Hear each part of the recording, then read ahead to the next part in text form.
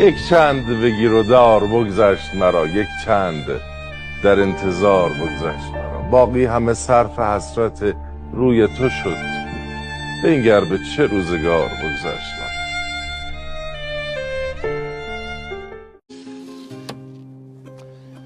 خب دنیای کلاسیک بازی و ماشین بازی اینم که عشق منه و خیلی هم دوستش دارم و به قول خودم و همه ماشین بازا، ماشین باز اونیه که وقتی ماشینشو پارک کرد هر چند قدم که برداشت برگرد و یه بار نگاش کنه لذتشو ببره. خلاص دنیای کلاسیک بازی و ماشین بازی هم این تیپیه، یه موقعی خراب میشه، یه موقعی چراغش قطع میشه، یه موقعی باتریش میخوابه، ولی لذت بخشه دیگه.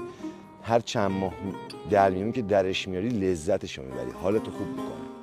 خلاص این ماشینم حال من همیشه خوب میکنه، مخصوصا تو این شرایط و تو این فضا. خیلی هم دوستش دارم.